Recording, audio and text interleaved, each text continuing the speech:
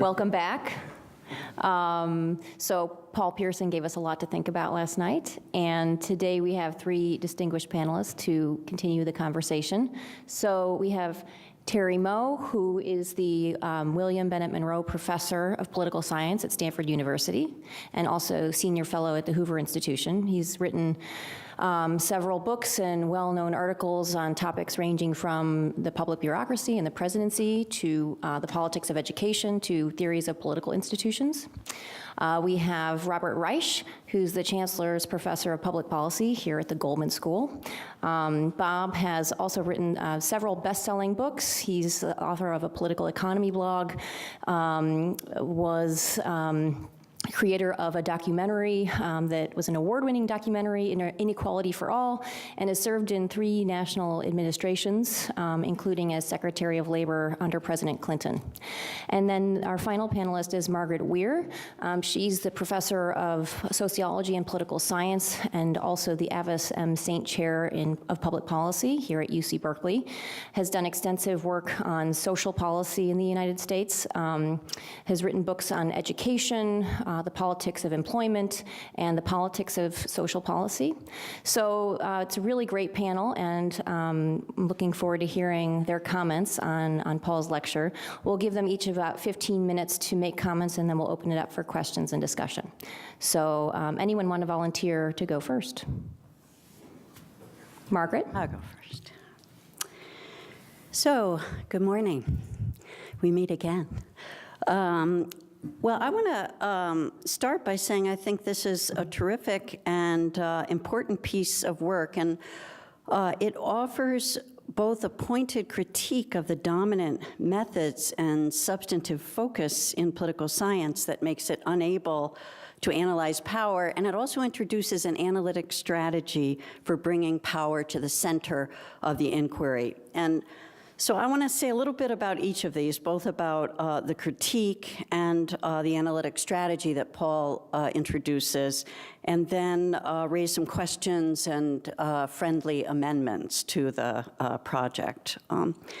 So let me say what I think really struck me as powerful in the piece. And so one piece of it that really struck me is the critique, which is that you can't start with the individual and move out from there and begin and expect to understand power. That when you start from the individual voter, you won't get to an analysis of power, and that power instead is about the strategic behavior of groups. So that's one thing that I think critical and clear, and the other one, don't focus on the visible iceberg of open conflict, that you won't learn enough from just open conflict. You instead need to understand so-called subterranean structures that bound and limit that open conflict. And these two pieces struck me as critical to an alternative perspective from what mainstream kind of behavioral political scientists examine. And this is exactly, I said to Paul at the beginning, this is in a way where I came into political science, was studying the community power debate. And that debate had 3 faces of power. The first, behavioral approach to power. The second, a non-decisions approach to power, and the third was about the power of ideology, or even the way our thinking bounds what we can do. And that debate kind of ground itself to a halt, but largely on methodological grounds. How can you study what you can't see? And Paul answers this, and I think this is important. His answer is to probe the so-called second face of power, which is sometimes seen as, which was in the kind of classic article by Bachrach and Baratz in the Political Science Review in 1962, was called non-decisions. What's happening where we're not even discussing aspects of politics? And so Paul comes at this with 2 analytic levers that give us some purchase on empirically studying non-decisions. The first is agenda control. What is not on the agenda and what is on the agenda? And I think that has been discussed in the literature some, but critically important here. The second, and I think this is less well discussed in the literature, and I found this quite interesting to think about, an important contribution, is to think about anticipated reactions. So what is the way in which the state and groups limit what they might do because they're anticipating powerful actors? So I think I think it's not in the literature very much on power.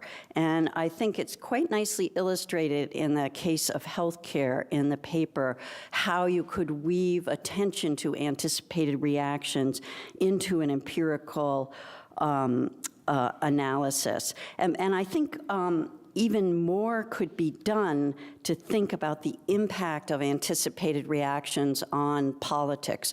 So if groups refrain from introducing something in a policy debates, what are the knock-on effects of that in terms of who mobilizes, who's engaged in politics, and who thinks politics is useless and not talking about interesting things? So there might be even further reactions down the road from the refraining of putting something onto the political agenda. So let me raise a couple of questions now. And so one is this question about elections. Sean asked us to have questions for last night, and so I posed one of your elections questions from last night. And, you say, you want to focus on the non-visible part of politics, and I think you have a really nice way of putting it. You say power develops over time and becomes less visible as it does so. I think that's a really nice formulation. But I think you can very well bring elections, voting, and parties into that analysis. I think it fits very nicely. So an approach to party similar to David Carroll's that sees parties as congeries of groups, as political vehicles and resources that groups seek to capture and use for their own resources. And I think it's a really nice fit with the way you're approaching things. The other thing is, elections and election rules and what is the electorate are also something that groups contend about. This fits in very nicely with your argument. Why are we worried about voter suppression or voter fraud? I mean, that is an effort to control the electorate. We have the progressive reform 100 years ago, an effort to control the electorate. American politics has often been about efforts to control the electorate. I think that fits in nicely with your arguments. So it's something that groups contend about. And so what are those rules?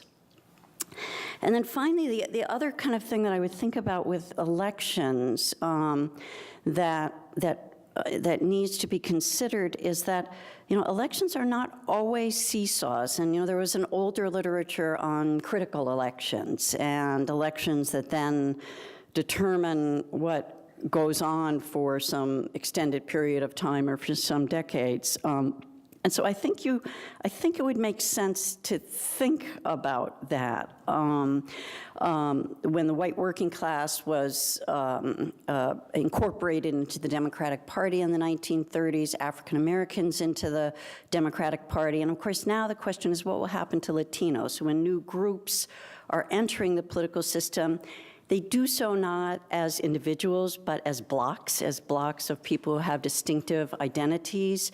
And so thinking about that kind of phenomenon where elections, in fact, are not seesaws, but may set templates for the future, I think are ways to bring in the issue of elections to your analysis. Second thing, in the discussion of agenda control and anticipated reactions, your focus is on the strategic action of groups. And I always want to know more about who are the groups and how are they constituted. And so one thing that struck me just in reading the paper is I wanted to think about bureaucracy. Who is in bureaucracy making decisions that are anticipated reactions? So it seemed to me also that agendas can be limited by the recruitment of personnel that run government agencies. And you get at this with the revolving door, and that's critical. And some of the material in the paper about the revolving door and the extent of the revolving door, it's just incredible and powerful.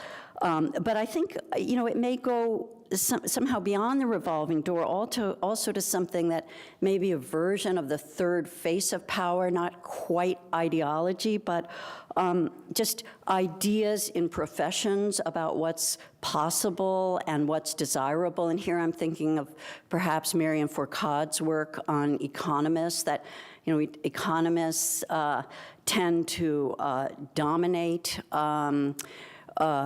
decision-making and populate bureaucracies in Washington, and also ideas about, what's the pool that you bring in? So why was Larry Summers and Tim Geithner, why were they the people that were brought in when we had a terrific economic crisis? Why was it, it's like was there no alternative? And if there was no alternative, what is it that happens in the realm of ideas and professions that limits our thinking and helps to constitute these actors on different aspects of the bargaining. So this is the question: is who are the bargainers and why are they constituted in the way that they are? And this goes also to, I think you could say, a kind of a omission in political science. Political science used to study interest groups, and after Mansur Olson, seems like they mainly started studying why interest groups don't form. I have to say, my undergraduates, I have a lot of political science undergraduates, and all they care about is the free rider problem. They keep asking me, why does anyone join a group? Why would anyone do anything? And it seems to be somehow the main political science issue, but in fact there are groups. They're constituted in particular ways, and we need to pay more attention to them. So third thing, I would raise questions about the losers. I mean, one of the arguments in the paper is that, and this is, building off of Terry Moe's article, is that the dynamics of politics are different from the dynamics of markets in that the losers don't have anywhere to go in politics. There's no exit option for losers. And I think more thinking about losers would be helpful, because it seems clear that some losers have other venues where they can go and regroup. So are there multiple venues where losers can continue to push their ideas or rebuild or go and lick their wounds and come back for another day? What do those venues afford them the ability to do? I think of organized labor unsuccessful in getting their act passed in the first years of the Obama administration that would allow for more labor organizing. They have come back. Everyone's talking about low wages. They haven't come back as organizations. So perhaps it's only the third face of power, but they haven't disappeared. And the issues that they are concerned about have not disappeared.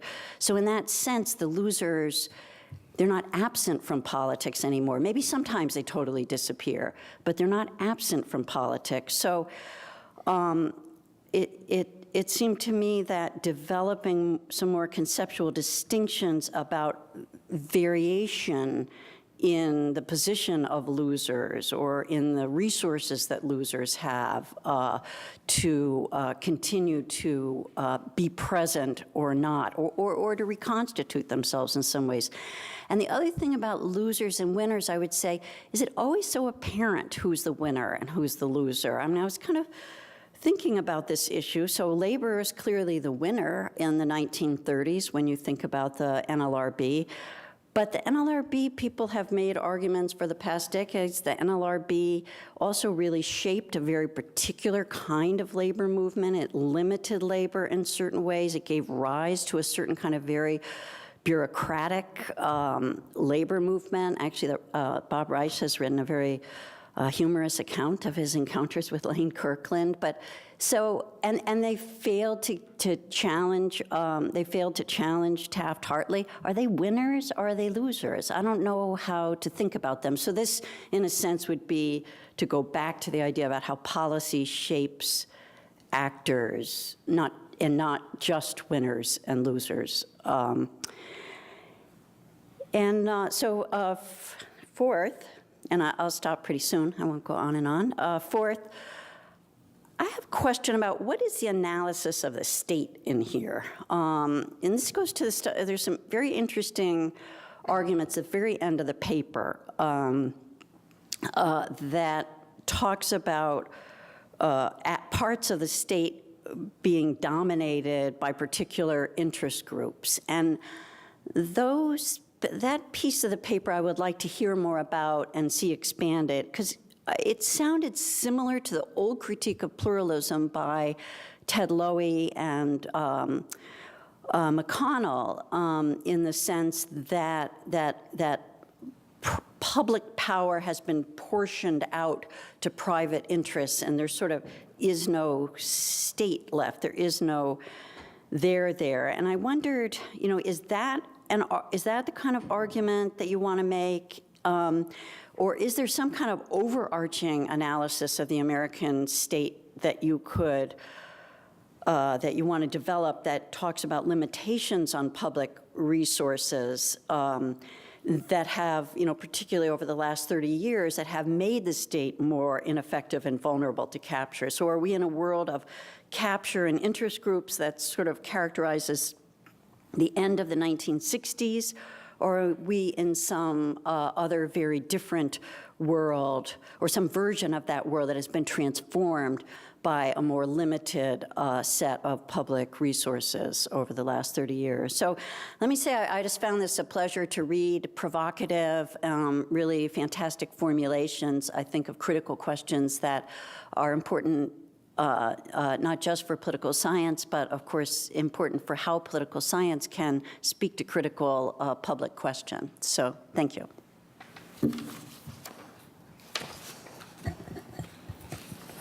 Let me go next, if I may. Thank you, Margaret. Paul, thank you for this paper. It was illuminating and also a bit frightening. It was frightening because we're at a point in history in which power, particularly power linked to wealth, is having a huge effect on our politics. At least anybody who's a practitioner can see that and sees the extraordinary change that's happened over the last 20 or 30 years. And yet, I had a feeling on the basis of the political science literature that I've come across that political scientists were not terribly concerned about power for reasons that I was not totally clear about, and you have made it much clearer. The last time I looked, and when I really immersed myself in this literature, was a long time ago, when the pluralists were much more dominant. And I also remember John Kenneth Galbraith in his American Capitalism theory of countervailing power. At a time in the 1950s, and we will extend that analysis to the 1960s as well, when there was a self-congratulations quality to both the political and the political economic literature about America having not succumbed to fascism or communism, having gone through the Depression and World War II, and having reformed, to the extent we did, capitalism. And one of the assumptions deeply held by those pluralists and by Ken Galbraith and others who wrote about all of this was that the strength of American democracy and the strength of our politics, the strength of our economy, turned on the multiplicity of groups and the countervailing power that many of those groups had relative to the traditional sources of wealth and power. Obviously, much has changed. Countervailing power has almost disappeared. Labor unions that used to, in the 1950s, constitute 35% of the private sector workforce, are now down to fewer than 7% of the private sector workforce. And we could go through all of the other examples of countervailing power that Galbraith suggested in the 1950s that are now gone. One suggestion to you, and one thing that I'd like to have you further explore, is not just the effect of more concentrated power on agenda setting and on the third dimension, which you touched on, and that is through think tanks and publicity and marketing of ideas actually affecting public understandings, but also the demise of countervailing power, why that occurred, whether it can be resurrected, what it meant to the country. The other point that needs, I think, expanding on, and you suggested in the paper, has to do with the compounding effects of power.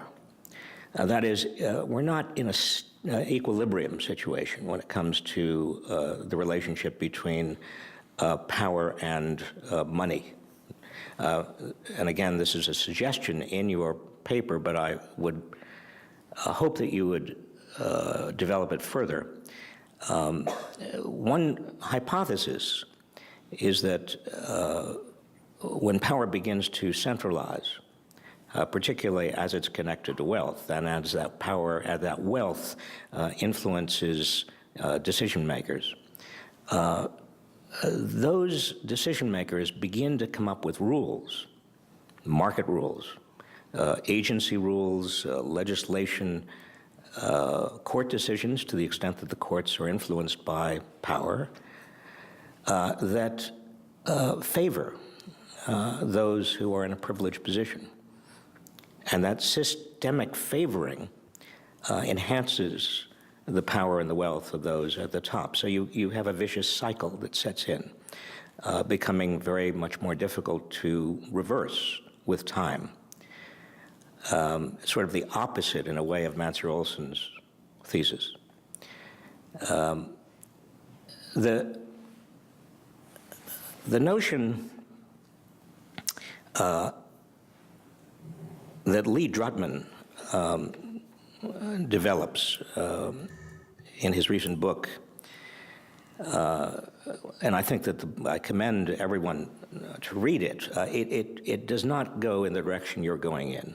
It really looks at the battles, the tip of the iceberg. But even when you look at the tip of the iceberg, it's interesting to me that most of the battles today in Washington, certainly, in state capitals, and even in Brussels, are battles that are between different industries or different segments of industries or different large firms.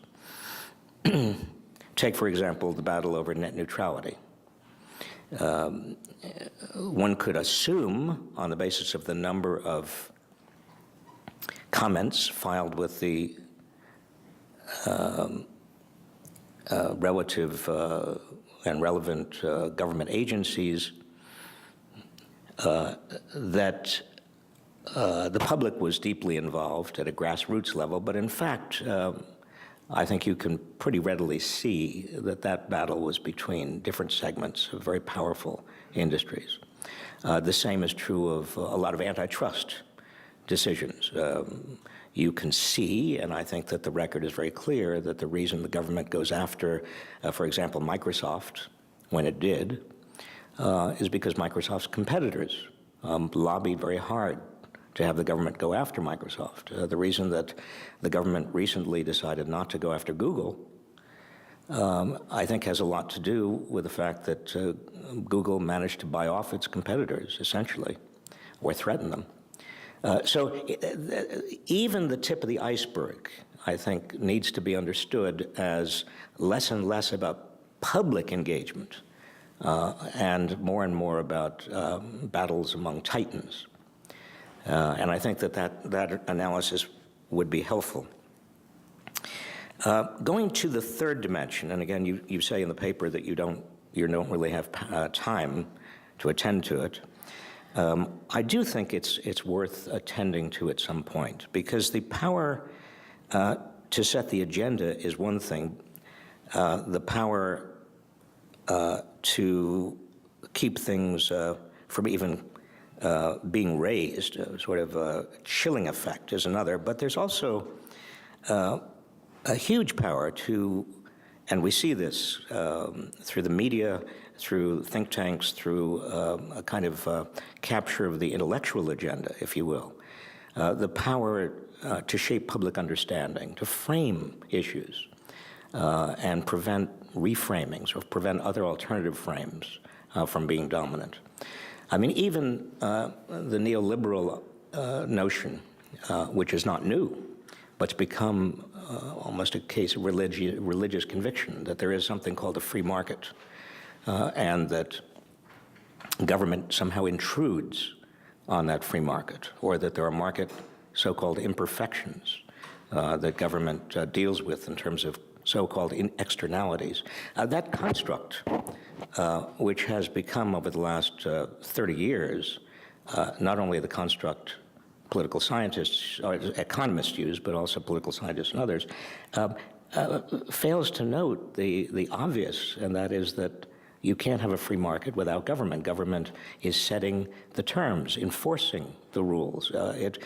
Government's decisions through agencies and legislatures and through courts are continuously changing the rules of the game. And those rules of the game and those decisions are, as you suggest, influenced by who has the money and who has the power. Again, anyone who spends more than a week in Washington, or a day, just prowl around the halls of Congress, you see this. But it is important, it seems to me, to recognize the power of constructs, the power of framing debates, the impossibility of getting alternative frameworks into the public realm. When you have such concentrated ability to set the terms of debate.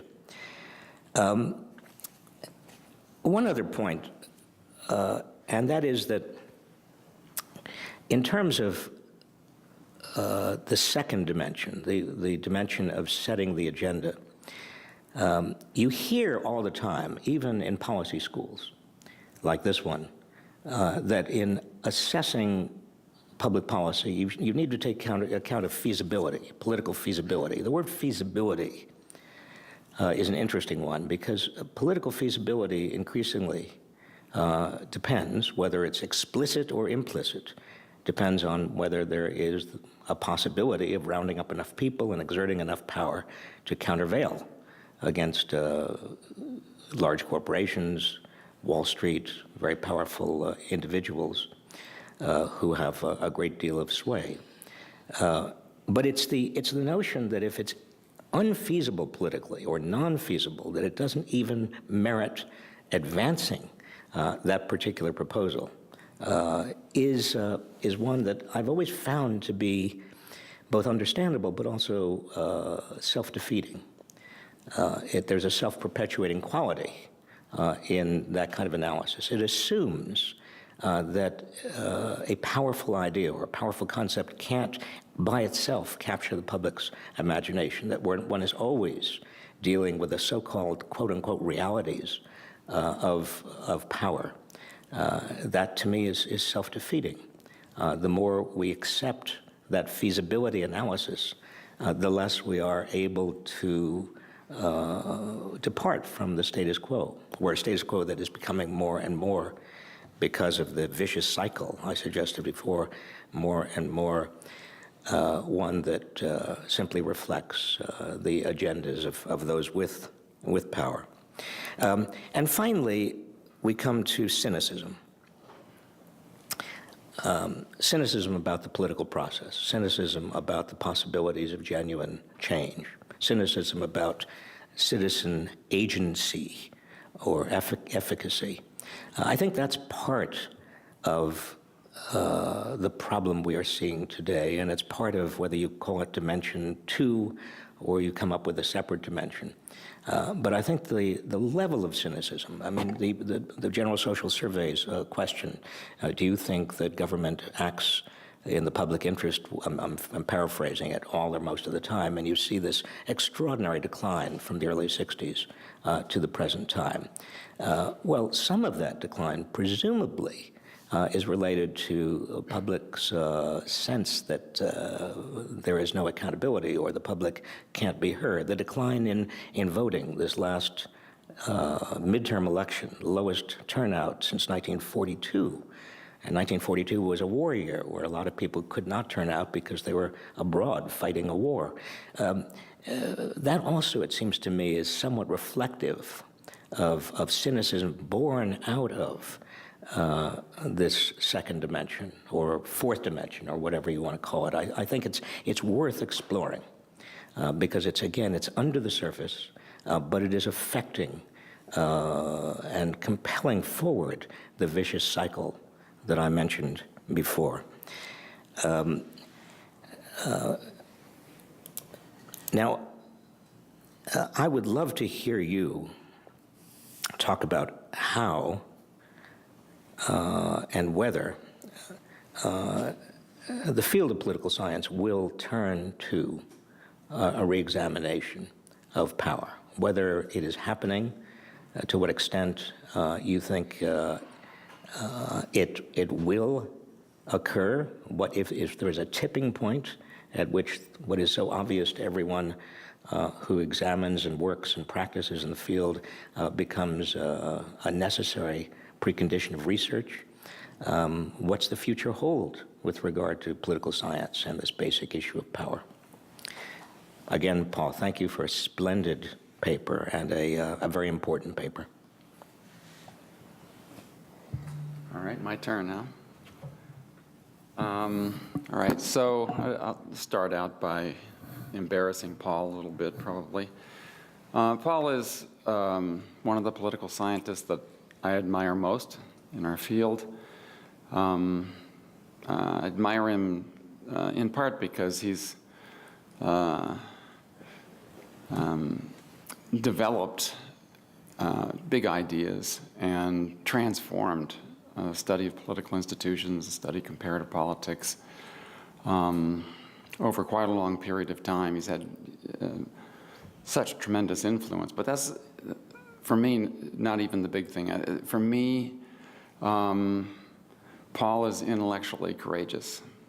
And I really think that 50 years from now, if there is a political science still, political scientists will look back and Paul will be regarded as a revolutionary figure in the field because he stands up against the mainstream and resists and says that we need to change this discipline into something fundamentally different.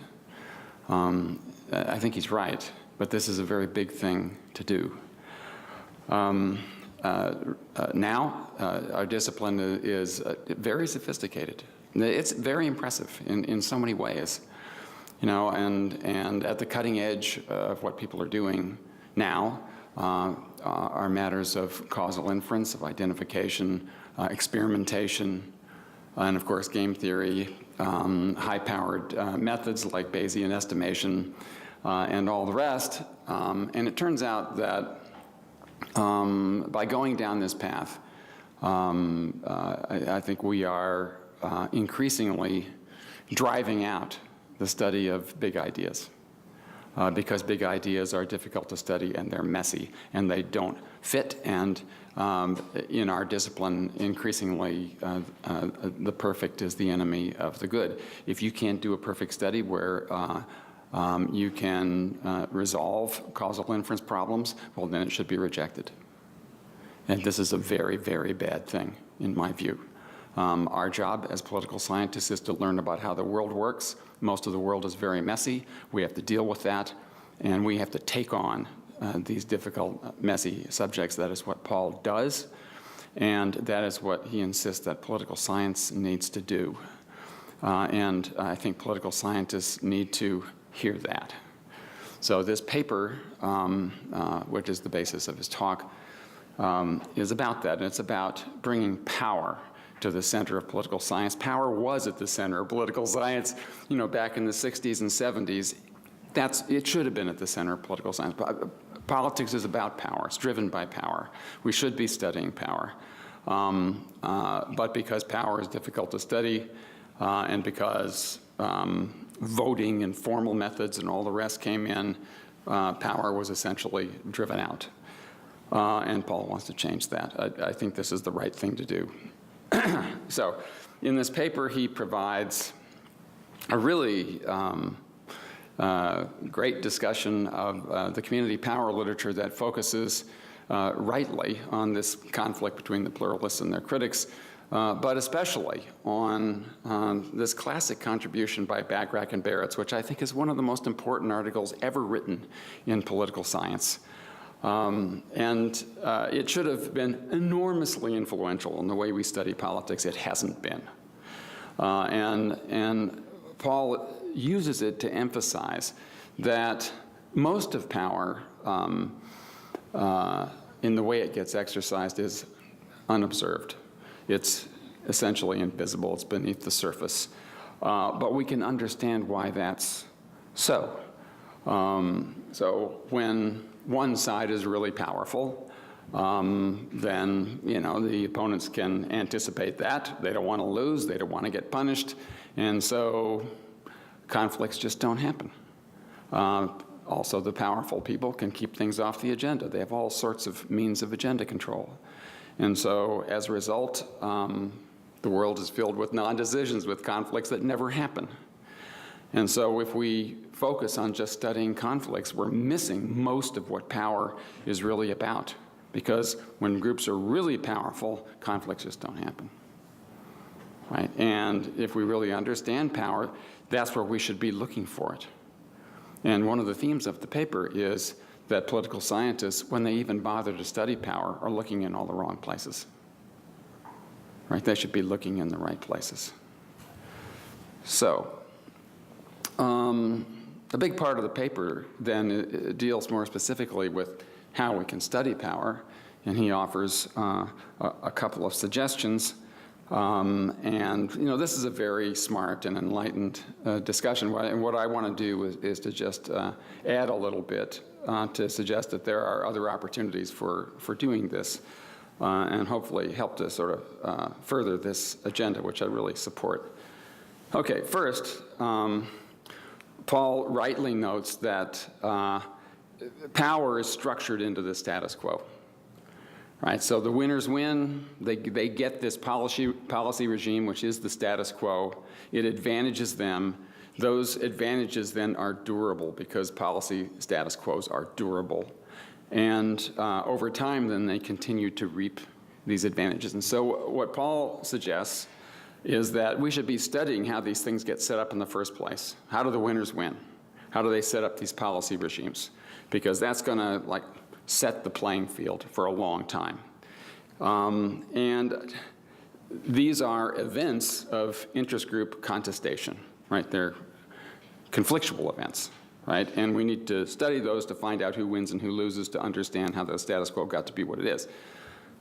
So I agree with that. I think we do need to study these things. But sort of the irony in this is that that's exactly the kind of thing that the pluralists said we should be studying from the beginning. They were always saying we should be studying situations of conflict, right? And I think the second phase of power is fundamentally not about that. It's really about what happens after the winners win. It's about the fact that once they win, there's not going to be any conflict for the most part, because they're going to use their power to make sure that they just don't get challenged anymore, right? That these things are going to be durable. And so agenda control and anticipated reactions and all the rest then come into play in explaining the stability of these policy regimes. And so I think in an agenda that really seriously studies power, the focus needs to be, for the most part, on stability, right? Not on change, not on these events that bring about change, although we need to understand those. But fundamentally, the Bachrach and Barrett's point is about stability and explaining how the winners make stability happen over time. Okay. So just a few ancillary points related to that. Out there in the literature, there are theories of stability. I think that our discipline has done really well, and thanks to Paul, in constructing theories of stability. Theories of change, which have to do with these events, these situations of interest group contestation, who wins and who loses. Our theories of change are not good. They go back to Kingdon. Everybody, kowtows to Kingdon and says that, these are not great theories. I think what they're trying to do is to theorize about it, but the fact is, change is hard to explain. It's often serendipitous. It depends upon the stars lining up just right. And we have a heck of a time explaining change. Stability is everywhere. Basically, policy regimes are stable. It's the norm. We can understand stability. That's what path dependence is all about. Right? So I think this is an opportunity to use the theory of stability, which is very well developed, to make it a theory of power. And path dependence should be a theory of power. And Paul actually has a paper on this, a recent paper on this. And I think so far, the theory of path dependence has not been a theory of power, but it can be. And I'll talk about that a little bit more in a second. Okay, so a second point. I think that we need to think more productively about interest groups. Now, of course, Paul says that, but taking that a step further, the interest group literature is not very good. It never has been very good. And part of the reason is, well, who studies interest groups? Everybody's studying voting and stuff. But when they do study interest groups, it's like, okay, there are these interest groups out there, and there are labor groups, and there are business groups, and there are farm groups, and so on. But we need to think in a more discriminating way about types of groups and what they're doing out there. And in my view, if we're going to talk about these policy regimes, the most important thing to know is that every policy regime, once it's set up, generates vested interests. Because every policy regime gives rise to services that are produced, jobs that people have, contracts that business get, and on and on and on. These things that are really valuable to people and groups who then have a vested interest in those policy regimes. And so when those regimes are threatened in any way, they have an incentive to protect them. And this is what durability is largely about. And so it's not just interest groups out there. For any policy, there are vested interests. There are certain groups that have vested interests. They might not have vested interests in other policies, but they do in this policy. And so that's a way of thinking in an analytically powerful way about interest groups that ties in with this Bachrach and Barrett's emphasis on stability and explaining stability. Okay, so I think it's telling that Paul's healthcare example, which is fantastic, and it's a great example of all this, it's not about the creation of a policy regime. What that example is about defense of the status quo by powerful groups, powerful vested interests, right? And I think most of the time you look at major policies in the United States, and most of what we need to talk about is how things don't happen, right? We just have this terrible policy history where the nation tries to address pressing social problems and fails and comes up with some godforsaken thing that doesn't work very well, because basically the vested interests do a great job of defending the status quo. It's all about defending the status quo. And that's what healthcare is really about, all these vested interests defending the status quo, and that's what Paul's story is about. Okay, a third point. Now, Paul mentions this at the end of his paper, and he's totally aware of this, of course, but all of this takes place within an institutional context, and our institutional context is totally shaped by our Constitution. We have a separation of power system. That separation of power system proliferates veto points, and it makes it very, very, very easy for vested interest to block. And that means that this defense of the status quo and all the Backrack and Barrett's aspects of power that go along with it are very easy in the United States and bring about this immobilism, this great difficulty in creating new policy regimes. And I think this importance of the Constitution needs to be emphasized much more. We're saddled with a 200-year-old Constitution, and it does this to us, in my view. It really undermines the policy responsiveness of government. It also, because it creates a Congress that is totally parochial and porous to interest group influence, promotes the emergence of interest groups and the power of interest groups. And the great power of interest groups in the United States goes right back to the Constitution. And I think that this is an important part of any analysis of power. All right, final point.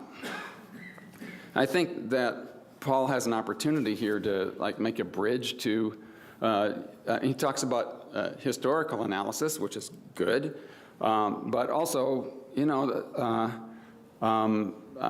are parts of the mainstream that can be enlisted to study power. Formal theories of agenda control and anticipated reactions can be enlisted to study power. They usually aren't. They're studying something else. For instance, the McCubbins and Cox work on agenda control by parties in the legislature can just as well be put to use to study agenda control by groups. As groups are doing that when they're trying to keep things from getting out of committee, within Congress and other legislatures. So there are ways of using these same formal theories to understand the power of interest groups within our system. Also, quantitative empirical studies. We can do some very nice quantitative work that demonstrates interest group power over outcomes. So Sarah's work does exactly that. So she looks at off-cycle elections, and the theory is that in off-cycle elections you have very low turnout. This gives interest groups with a stake in what those governments do great advantages in those elections, and so we ought to see that those interest groups get more of what they want. They have a bigger impact, they have more power in context of off-cycle elections, and her analysis shows that that is true. And she shows it for different kinds of groups. And it's precisely this kind of thing that demonstrates power and does it quantitatively. It's not only a historical thing, it's a quantitative empirical thing that the rest of political science is doing in other realms. Okay, so I guess I'll sort of end it there. I just want to say that I think what Paul is doing is just so important here in trying to transform this discipline and get it to focus on what's really substantively important about politics, but difficult to study. And we can't let the fact that it's difficult to study get in the way of our studying it. Right? We need to take on things that are difficult. We need to take them on because they're important. And I think Paul is just in the lead in pushing the discipline to do that. So, thank you. So I want to ask Paul if he wants to respond in any way. or if you want to turn it over to questions. Well, maybe I should say this just a little bit. Mostly I just want to say thank you. It's very humbling to have such great scholars talk about your work and talk about it appreciatively, and it's full of good ideas from all of you. And fortunately, the way this event is set up, I'm supposed to turn that crude paper into a short book, and so of course I'll be able to handle all the difficulties that you guys threw up in that short book. Anyway, at least I'll have a chance to explore some of these really good ideas. Let me just make one overarching comment, and then just pick out a couple of points to react to immediately. The overarching comment, and it picks up with some of what Terry said. If you go back to that discussion about power, I don't think there's any doubt that on theoretical grounds that the critics of pluralism were right. Right? I just don't. I think they mopped the floor, right? In terms of what power is and how it's exercised, and under what circumstances you're going to see it exposed in visible conflict. Right? The arguments that the critics made, sometimes they were a little bit murky, and I actually think one of the things that this project is designed to do is to clean up a little bit of that murkiness. I still think there's room to do that. So I think, for example, this distinguishing what's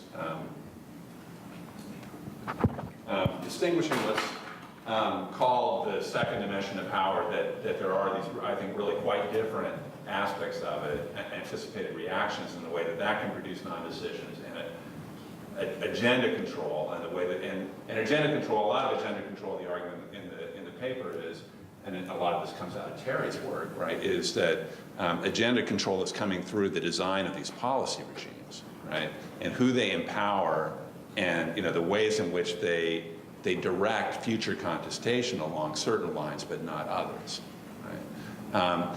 So it's important to keep those distinct and think about how they operate. And then the third face of power, which I don't say very much about in the paper, as Bob points out, and I agree, I think it's incredibly important. It's very, very difficult to study. But I think the more anybody is engaged with substantive issues, the more they realize that we are all shaped by efforts that go on out in the society to influence how we think about things, right? What we see and what we don't. I mean, that's why I had that kind of silly Elizabeth Rosenthal quote from the New York Times up there, where even though she's been studying this issue to death, and the answer is, she's documented the answer in her reports by showing how things work differently in other countries.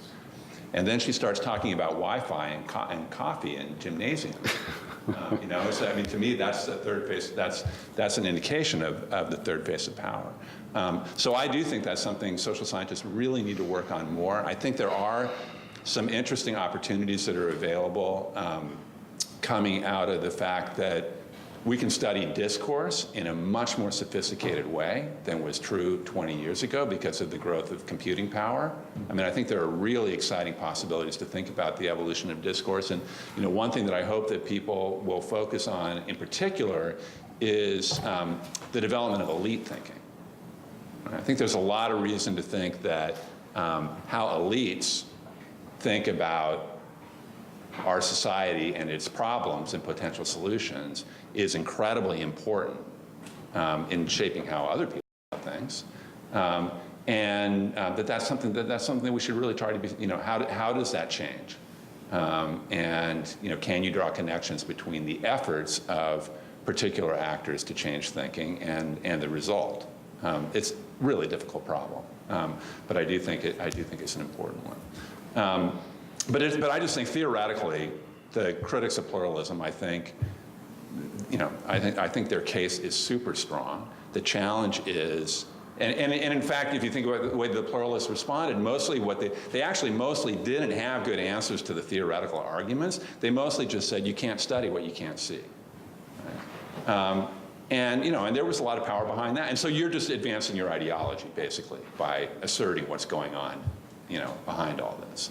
Right? And that was a serious objection. It was a kind of defensive objection, right? It didn't really get to the core critique that was being offered.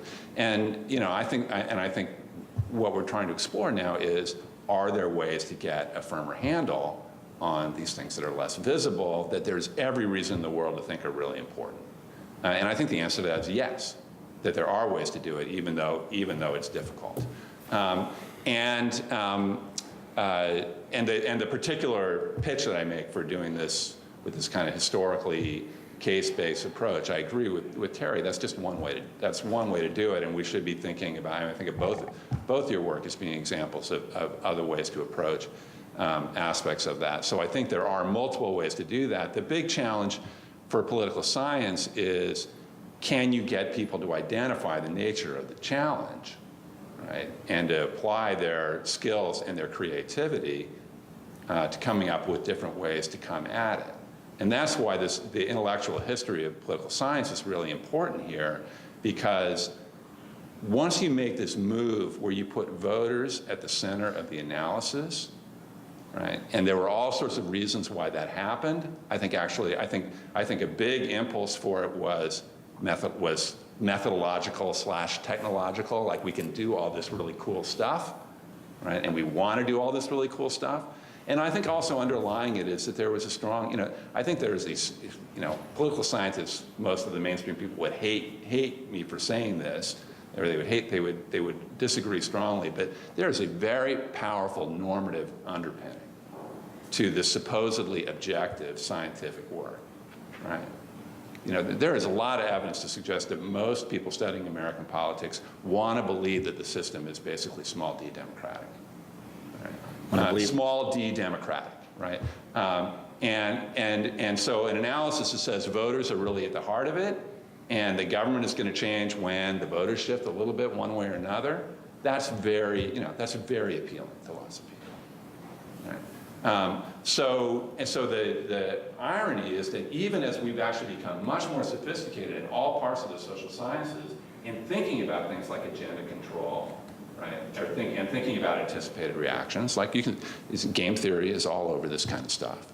But it is mostly not brought to bear on these central issues because folks are so committed to the idea that voters are at the center of these processes, and so you don't have to worry about this other kind of stuff, right? It doesn't really make sense to talk about the power of voters, right? And that, Margaret was saying that she'd come across this passage from the great scholar of voting and public opinion, James Stimson, who described power as a pre-scientific concept, right?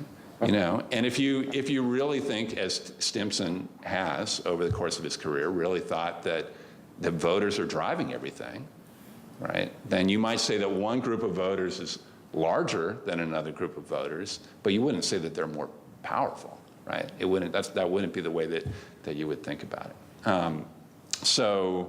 Let's see. So I do think there actually are opportunities. I think the key move, and there might be some signs suggesting that part of it's happening, but the key move is to convince people that they're not actually getting at where the influence is, and if you could, and that they are looking in the wrong places.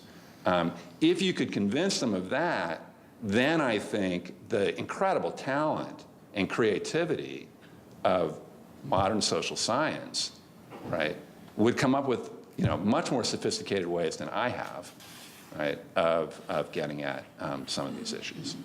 And then, so one last thing, and then I'll stop. All right.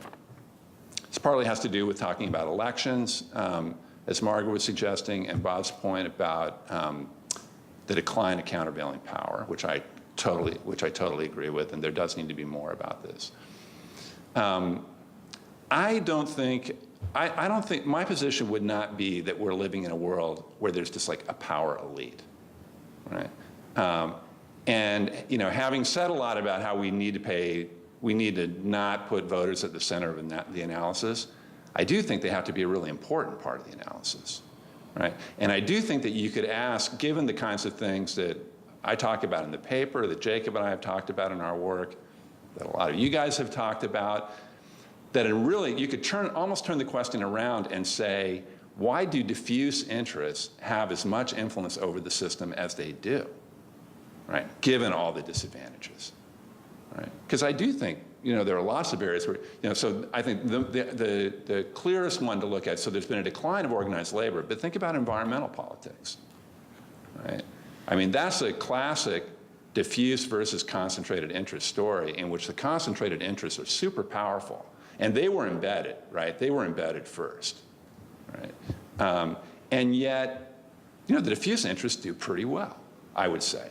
I still think the system is lopsided, that the concentrated vested interests do better than they would in a truly responsive system to the needs of the whole society. But they don't get to walk away with everything by a long shot, and arguably they've done somewhat worse over time, right?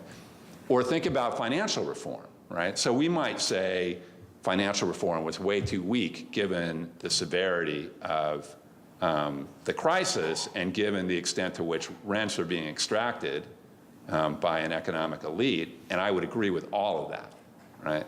But I would also say, but there was financial reform, and it was meaningful, right? Right? How did that happen? How did that happen? Right? There certainly weren't powerful organized groups pushing for it. I mean, the unions had 50, they pushed a little, but they have 50,000 things to think about and to worry about, and they're back on their heels already. I mean, so, and yet it happens, right? So I guess I would say, so Terry says study stability, change is kind of the opposite side of the coin of that, and I agree with that. And similarly, I would say part of the reason to focus on the way in which power is exercised is not because the purpose is to demonstrate that there's some all-controlling power elite. It's because you can also start by really looking where it is, right, and not where it's not. You can think through what the circumstances are under which diffuse groups and voters have some capacity to exercise a real say in what happens. Bob. I want to get to people's questions, but I do want to respond to one thing you said and one thing that Terry said. What's been lacking from this discussion so far, I believe, is Say's and Piketty in terms of what has happened to income and wealth at the very top. Because, for example, Paul, my understanding of one reason that the environmentalists have become as significant and powerful a voice as they have is not because a diffuse interest just sort of gradually got together. It's because a few billionaires like Tom Steyer have got, and Blumenthal, really funded in a very, very strategic way the environmental movement around a certain very particular set of issues. I think that the interest group view is not fully adequate to take account of the Sheldon Adelsons and the Michael Blumenthals and the Koch brothers and the Tom Steyers and the others who really are now exerting very, very powerful influence on politics at many, many levels. I was in North Carolina a few days ago, and it is staggering to me what a minority, Democrats still outnumber Republicans in North Carolina, but the Republican legislature, funded quite substantially, has been able to not only gerrymander and suppress votes, but is now working at the city level and focusing on Democratic cities like Greensboro. So I think the old interest group analysis without looking at concentrated income and wealth may be insufficient here. Okay, let's open it up to questions from the audience. Yes.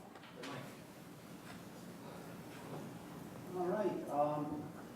Dr. Beeson, oh, mine's on. Get there so you can be heard and recorded. I can be heard and recorded, awesome. So you suggested that, I mean, the thrust of your talk was that moneyed interests have become more powerful, or perhaps too powerful. But but you didn't suggest that there's a uniformity to those interests. You mentioned that perhaps the more wealthy are to the right of center of more to the right than the average of the population, which doesn't come as a surprise to most of us. But surely there's a diversity of interest in the wealth. I read a blog post from Professor Reich a couple days ago that suggested, I mean, he was complaining about the same thing, that the moneyed interests are very powerful, but he noted that the moneyed interests are on both the right and the left, and I'm wondering if perhaps they balance one another. And it strikes me the idea that the rich have interests as a class that are opposed to those of the poor or the middle class is essentially a Marxist one, and it's opposed to the American tradition that all the classes have an equal interest in individual rights. So I would, now usually I open by saying that I really enjoyed your talk, and I did, and I learned a lot from it, and so I'm saying this in reverse, but you know, I'm very curious what you have to say about this. Well, I'm glad you enjoyed the talk. I actually don't think the core claim of the paper is that the wealthy have become too powerful. You know, I think the core argument of the paper is how we think clearly about who has influence, right? I think that has ramifications about how you would then study whether the spectacular change in income distribution in the US over the last generation has major political consequences or not, right? So I do think it's an important implication, but I actually don't think it was the core of the argument that I was trying to make. Of course, any time you get a group of people in a room, there's going to be a diversity of interests, right? But I think we actually have pretty systematic research. I mean, it's a hard thing to study the political views of billionaires, but people have actually been working on that, right? And it's pretty clear their views are quite different, especially on economic issues, from a randomly selected citizen, right? My guess is that if anything, that any kind of survey results that you're likely to get are going to underestimate how big the gap actually is, because you might think that, you know, prominent figures, if their views are quite different from those of ordinary citizens, they would have some incentive to maybe tone that down, right? So there's clearly a difference. That doesn't mean there isn't diversity within that community around some issues, but you will see you definitely see billionaires who are, quote, on the left on important political dimensions, whether it's the environment or civil rights. Less on economic issues, I think. They're, you know, pretty clearly there, the preponderance is going to be on the other side. I mean, calling it Marxist, I don't really know what that means in this context. I mean, it's not. I don't consider myself a Marxist. It's not actually a term that would frighten me, but. The core idea, which I think is an idea that most social scientists could get around, which is the idea that there is a huge diversity of people in the society. Some of them have more resources to influence what the society does. They're likely to use those resources in ways that advance the things that they want to see advanced. You know, that's just social analysis to me. I don't think there's anything Marxist about it, particularly. So, all right, thank you. And I didn't mean to engage in red baiting. I mean, that wasn't my goal. But you said vested interests do better than they would in a truly responsive society. So I'd love to hear your view of what a truly responsive society is and how it would differ from, say, a straight Athenian democracy.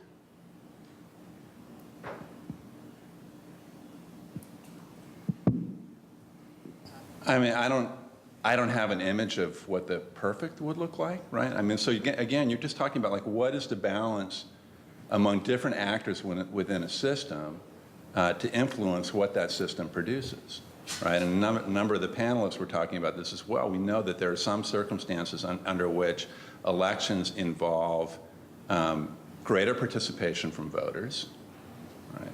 More capacity to reward and punish appropriately, right? So one of the big problems you have, it's not just that you have low turnout in American politics, given I completely agree with what Terry was saying about the role of the American Constitution in all this, and I said this at the end of the discussion last night. I do think a really complicated but an important step in thinking about this is to take these arguments about influence and think about how they map onto particular kinds of institutional structures. And we have a really unusual, right? I mean, really within the community of democracies, affluent democracies, we have a really unusual political structure.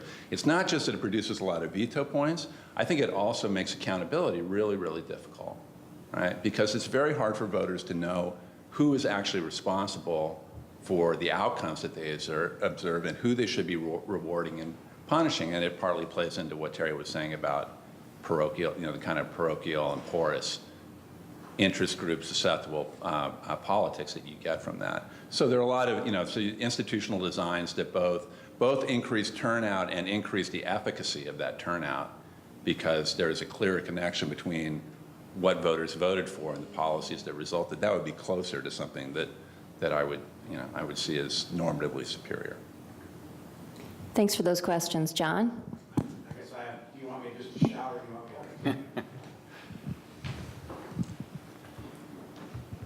Okay, this is going to ramble a little bit because this No, John, is so just ask the provocative. Well, but I've heard similar arguments, and behind them everywhere is a notion that the powerful groups out there are leading to a policy result that we would not have. Bob came closest to this in his comments. Let me give you a different hypothesis, okay? What's wrong from the left's point of view, and I'm switching from political science to public policy, is that the political system has produced bad results. Namely, for most Americans, they have seen their real income go down the tubes, since the early 1970s. And it's not just distribution. And therefore, they are not supporting the equilibrium power groups that were there in the 40s, 50s, and 60s.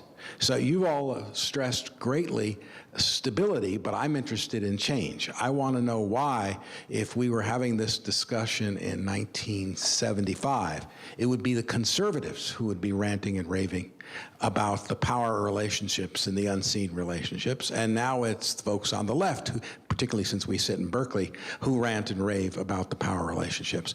And since I began my life being a research assistant on the responsible electorate, I'm going to introduce voters and say they're not fools, and they are responding, and they are giving their votes and power essentially to folks who they think will help them, or at least they are punishing those who have not helped them.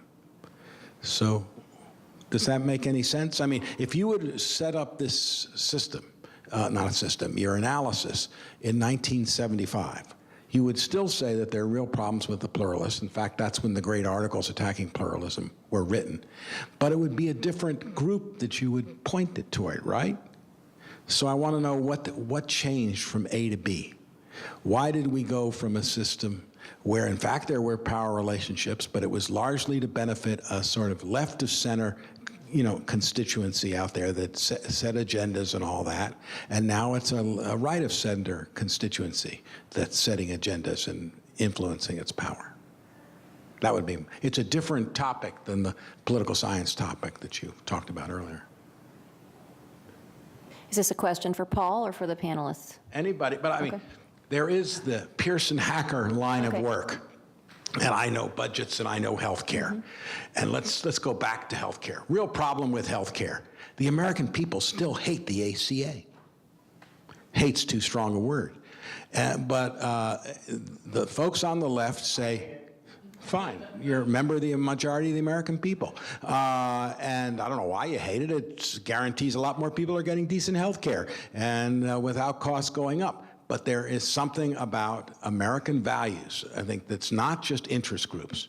Because your analysis, that I haven't read the paper, but your analysis last night was right on. The boys in the White House, mostly boys and ladies, sat down and said, which interest groups do we have to buy off? And they created a policy that bought off enough interest groups to get a minimum winning coalition. Fine. Why do the American people still hate it? And they structured it so all the goodies would go out first.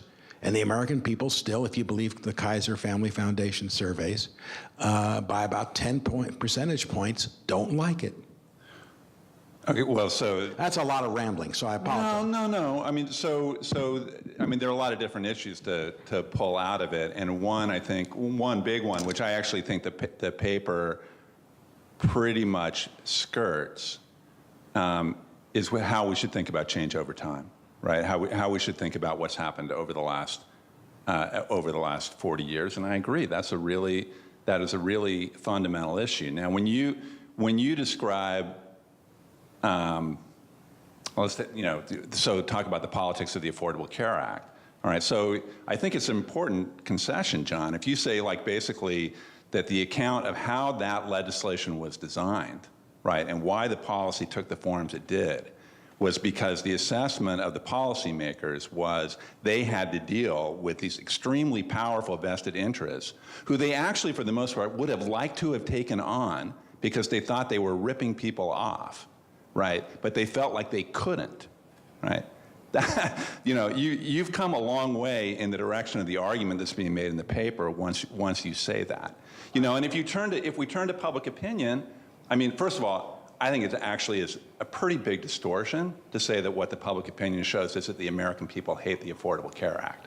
I just think that's a huge distortion of what the data shows. What the data and especially if you add in the questions that say, do you disapprove of the Affordable Care Act because you wish it had gone further, right? And once you put that in, then the plurality is actually favorable to health care reform rather than opposed to it, right? But even if you don't do that, to say that the data shows that the American people hate the Affordable Care Act, that's just not right. But then let me say just two more things about it.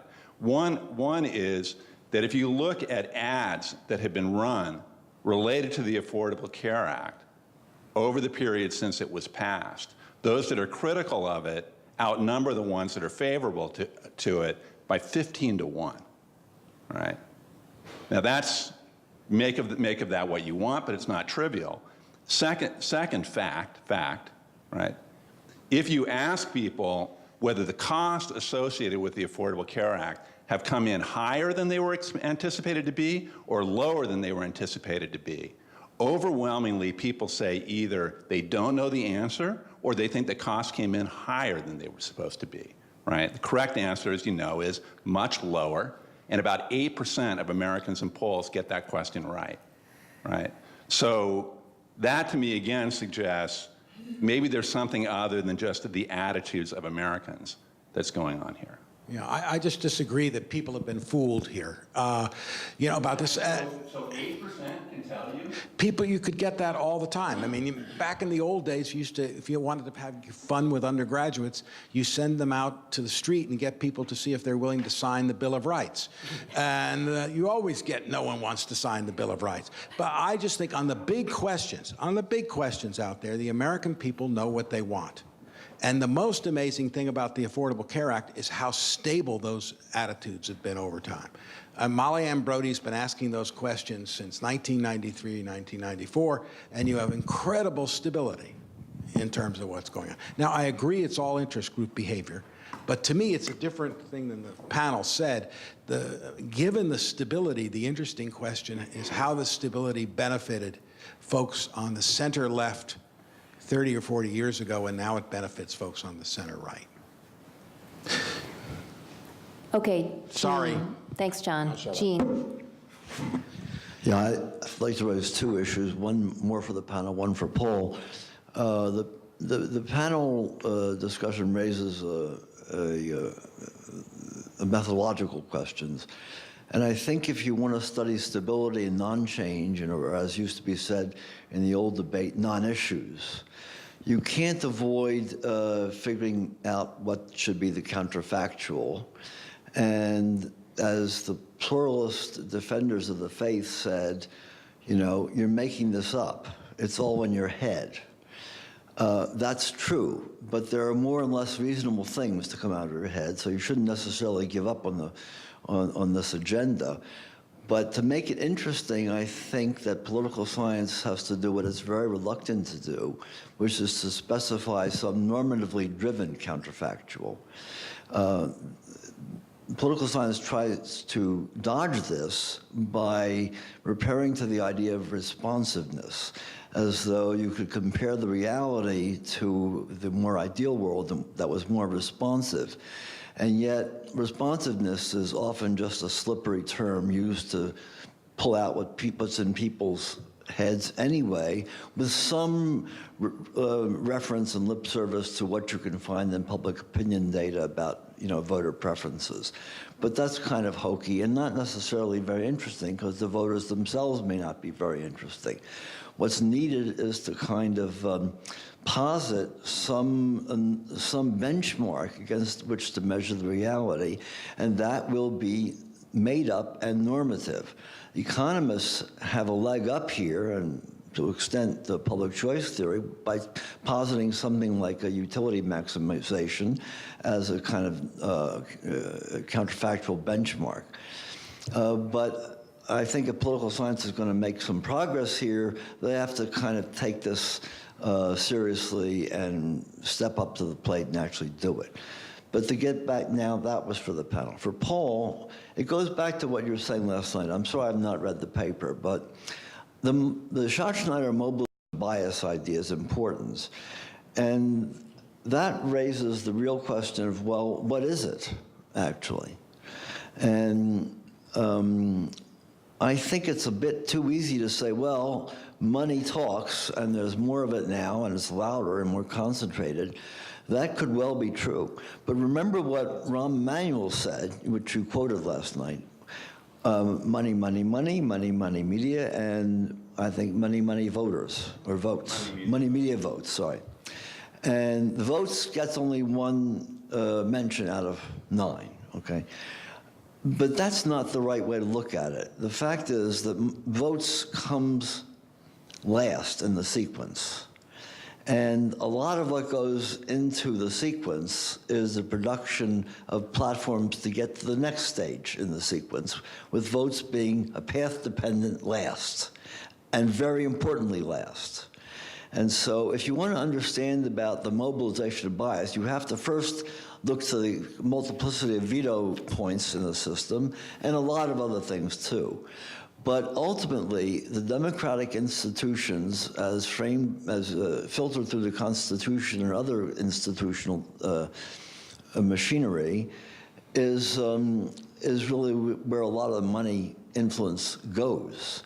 The money has learned to, I wouldn't say capture, but to propel or exaggerate or deflect lots of trends that are already there in the democratic process, for better or for worse, often for worse. But somehow, the discussion maybe implicitly is counterposing democracy to bias and democracy to money. But actually, as you kind of implied more than once last night, it's the interaction of the two that must be understood. And that's important, especially with regard to the manipulation of opinion, the framing of issues, the mounting of primary challenges, and so forth. These are all part of the democracy. People's opinions, public opinion, people's right to run for office, people's right to choose in an electoral fashion who should be the candidate. That's where the money is going, and it's very, very important. And so the two things should be intertwined more than I think is recognized in this discussion. Okay, so first I'll turn to the panelists to see if anyone wants to address this question of how should we deal with the counterfactual if what we are aiming to explain is the lack of change. Is that right, Jean? It isn't just the lack of change, it's the lack of particular change. Okay. It's the lack of changes in particular ways, So, you know, you could ask why the ACA was so limited in some ways. Well, money is part of it, interest groups are part of it, but so is the fact that we start the whole discussion with employer-based health insurance. And you know, that goes back way before money was all that important, but to completely different reasons. But it's part of the ground base on which the rest of the music is played, and those two things have to be brought back together to understand what's really going on. You can't just, you know, well, Paul said, you know, history was not front and center in the piece, but you have to look around for the multiplicity of influences on any particular policy change or non-change, and the concentration of money, et cetera, will certainly be one of those things, but it isn't the only thing. It has to be put into a larger context. Terry? All right. You know, two things. One, I think that you know, when you talk about Obamacare and why it turned out the way that it did, I mean, clearly, if you just study what happened, it's very clear that they were responding to vested interests, and they were not doing certain lines of reform because there was resistance and because they didn't want to suffer the consequences. And so we got this cobbled together version of reform, which is really a layering on the existing system, because the existing system is well defended by vested interests. And I think that can be studied and documented. So that's one way of studying power and what its consequences are. But what you talked about earlier was counterfactual, and you know, I think that this is at least as I just think about it in the abstract, more difficult. But let me give you an example of a counterfactual, or at least what I consider a very interesting counterfactual in operation. You know, I studied education reform for a long time. And basically, there are very powerful vested interests, mainly the teachers' unions, but also the school districts, that are opposed to most lines of reform, school choice, accountability, and so on. And so what happens then is that reformers are not without power, and so we have gotten reforms of various kinds across the country in cities and in states. But what we call reform, as far as I'm concerned, is very minor. You know, and it's very minor because of the resistance, because they're up against this power. But what we don't know is, well, what would happen if there were no power, right? And so this gets to the counterfactual part of it, right? You could say, okay, the explanation, as far as I'm concerned, is there is vested interest power that is stopping real reform. And so all that we ever see is power-constrained reform, which is very, very limited. But we don't know what unconstrained reform would look like, because we never see situations where there isn't power there to resist, at least in the realm of education. Okay, so here's a situation where it essentially happened. When Katrina hit New Orleans, it destroyed the school system. It not only destroyed the school buildings, but all the kids left, and all the teachers were fired. And there was no union as a result, essentially. And the school board had no schools to control and had no money. And so all of a sudden, the vested interest powers were not powerful anymore. And so what you had then were decision makers at the state level who were responsible, ultimately, who were a very sort of mediocre bunch. You know, Time magazine voted the governor one of the worst 3 governors in the country. And that governor and a few other people looked at New Orleans and said, hey, there's no power there anymore. We can do what we want. And so for the first time ever, decision makers were actually free to make reform in the absence of power. So it's like a natural experiment. What would reform look like in education if there were no power? And what happened was that New Orleans, which used to be one of the worst school systems in the country, and they tried to reform forever, unsuccessfully, suddenly became the most innovative school district in the country. And now, New Orleans has a school system that is almost entirely, 95% of the kids or so, are in charter schools. It is totally different from every other school system in the country. And the kids are doing great, right? But that's a separate issue. Right? So for me, the important thing is this really illustrates in a way that nothing else does, because it's a totally unique historical situation, what happens when power is wiped out. And then when you take power out, you can see what happens. And what happened was a kind of reform that you see nowhere else. So, I think that there are counterfactuals that can actually be tested or observed anyway. And this is one of them. I'm actually writing something on this, which I can't seem to finish, but I think it's a fascinating and important situation. New Orleans is not a counterfactual, it's actual. Well, it's a counterfactual before it happens or before you look at it, right? Because you say, what would happen anywhere if you could take power out? Well, you never can take power out. So are you saying that you have to wait for a catastrophe before you can study something that's... No, I'm just saying that catastrophe allows us the luxury of observing a situation where the power has been taken out. Bob? I think that the counterfactual of a catastrophe is very useful, not only with regard to something like Katrina, and that is a very Mansur Olsonish notion. That is, a catastrophe like that gets rid of all of the barnacles. Yes, absolutely. It's a Jeffersonian and Mao Zedong, notion that that's what you need is revolutions and catastrophes every once in a while. And the other one is financial reform. I mean, the reason, arguably, you get Dodd-Frank is you have this catastrophe, and public is so riveted on what's happened, and so many people are hurt so badly that you can temporarily overcome a lot of vested interests that would otherwise oppose financial regulations until things settle down and those vested interests can start whittling back Dodd-Frank and rolling it back into something that is less important.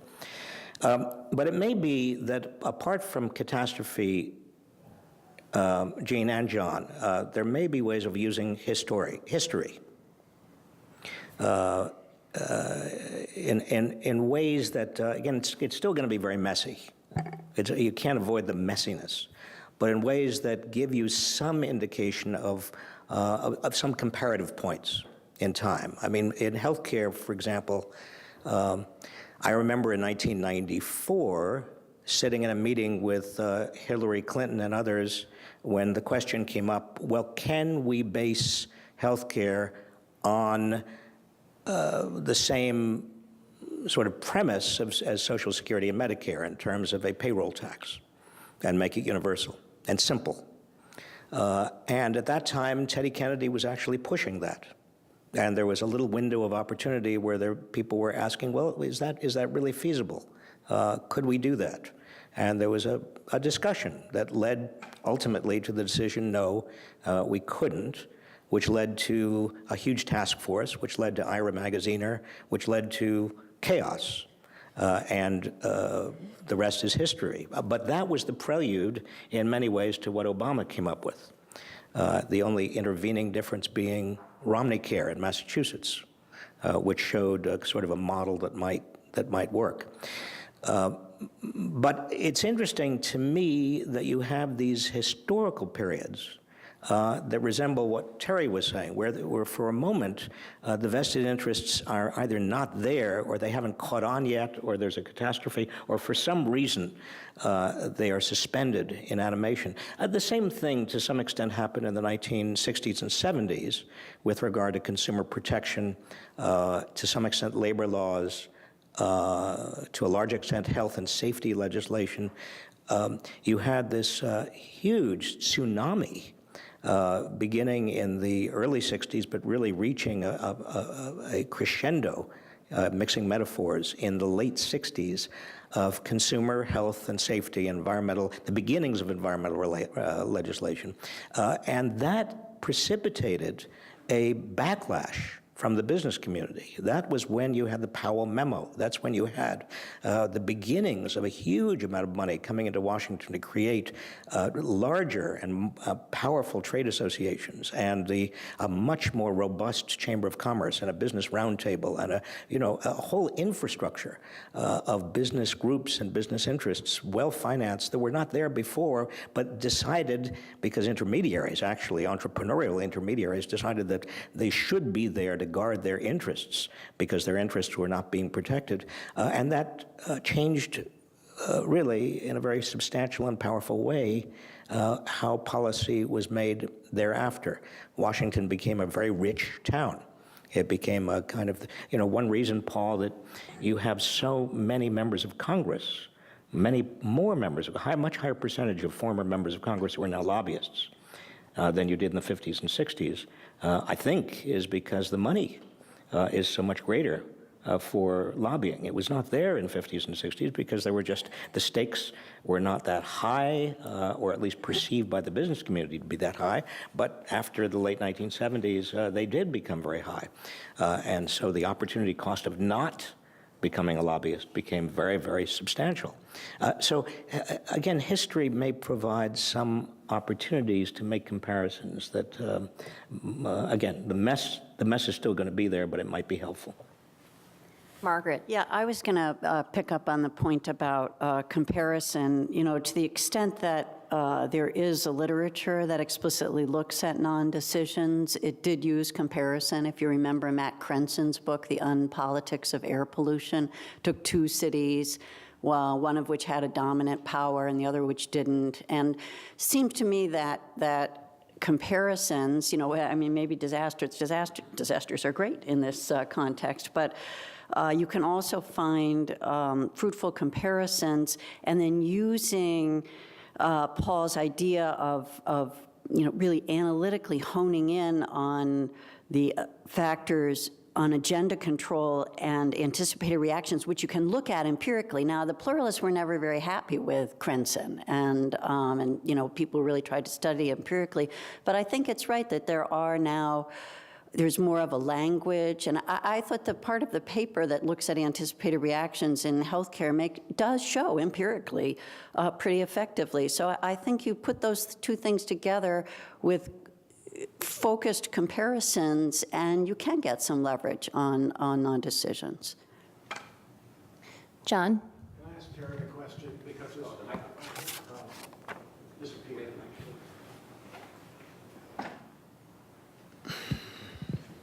This is a factual question, or giving you an alternative. You said power disappeared in New Orleans and around school reform. Isn't there an alternative version, which is the power of the teachers' unions and whoever was powerful in New Orleans disappeared, and therefore power switched to other people? Power never disappears. It's really relative power would be the alternative hypothesis. And the folks in Baton Rouge suddenly became much more powerful than the folks in New Orleans. Well, that's exactly right. What I meant to say was that the power of the vested interests that had been defending the status quo very, very successfully for a long time, their power was wiped out. And so other decision makers who weren't totally without power, but who didn't have nearly enough power to reform the New Orleans education system, were then free to take action. And, and I should point out that school system was really bad. The FBI had opened up an office in the school district right? Because it was so corrupt, right? This was it was so bad that everyone knew it should be reformed, yet the union and the school board were powerful enough to simply prevent reform. Terry, And they were then gone. It didn't distinguish it from the rest of New Orleans politics. Yeah, Right? I know, but just by taking them away and allowing the governor and some others to take essentially free action, what you got was a spectacular change that has been unlike what we've seen in any other school district in the country. Sean, are we finishing at 11? Is that the idea? Chair. Okay, so Wield the power. I want, if we are going to finish soon, I want to get in two questions, and they're not to any individual in particular, so they're very different. One is a substantive question about democracy and decision-making that has left me kind of confused. And the question is, so there was a lot of, there's been some mention of the decline in countervailing power today and last night. And based on the discussion in the paper, that would lead me to think that if there has been this decline in countervailing power, we should see fewer and fewer very public conflicts. We should see less conflict coming to the surface. And the scope of conflict should be smaller and smaller as time has gone on.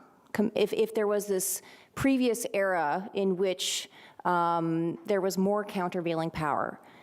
At the same time, I guess I wasn't alive at this time, but from what I've read and from what I was taught as a graduate student, this earlier time was actually a time in which more decisions were made behind closed doors in smoke-filled rooms. And this to me seems, I'm having a hard time making sense of that. And I think this really comes down to whether we have a democracy, whether this prediction that a decline of countervailing power should lead to more behind closed door, smoke-filled room decision-making, whether that's actually true. And is that something we should expect? The second question is more practical. It's hard as a political scientist not to be a little bit depressed. I'm usually depressed looking at political science, especially as an assistant professor and somebody trying to advise graduate students. So what is it that our research should look like?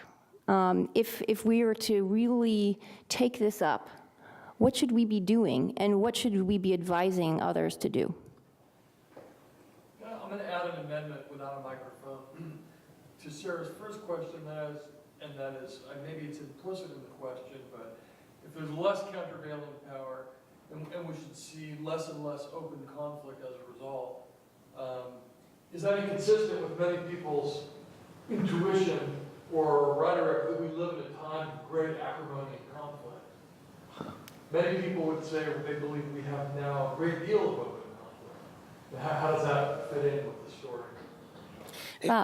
We're using the term conflict very, very loosely.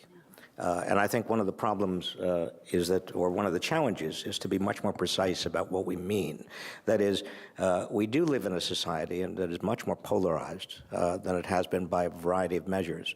But if we're talking about formal conflict, legislative conflict, we are seeing arguably the agendas narrowing and those conflicts being more and more between powerful industry groups, as I suggested before, and Lee Drupman and others have shown.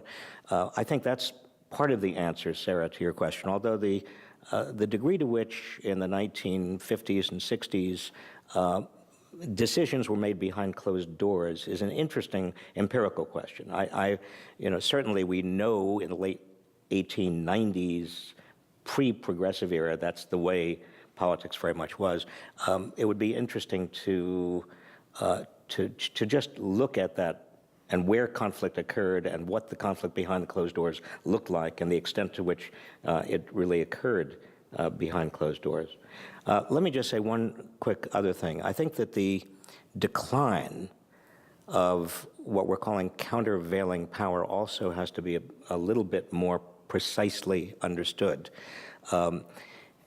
When Galbraith talked about countervailing power, he was talking mostly about unions, but also about small businesses, and also a politics that was based at the local level and political parties that were actually bottom-up rather than fundraising machines that started in Washington and moved downward. And I think that it would be very, very useful in the future to talk more about what we understand that countervailing power to be, how he or others defined it then, and what it could be defined as now. Finally, one quick question for our students. Power is really not part of the political science curriculum. It's not part of the economics curriculum either.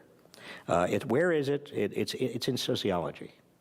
The sociologists are still, and they have been for a long time, looking at all of this.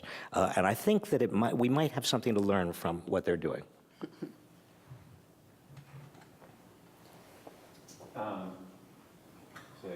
Son, a couple of things. Let me start with Sarah's.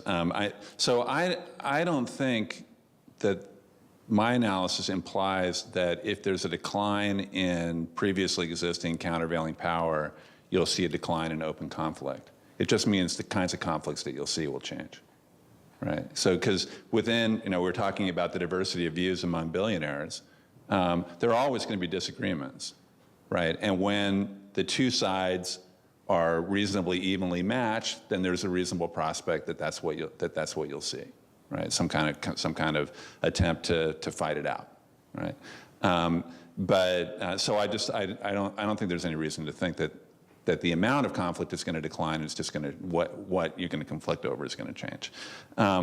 What should the research of young political scientists look like? I don't know. I think it should look like yours.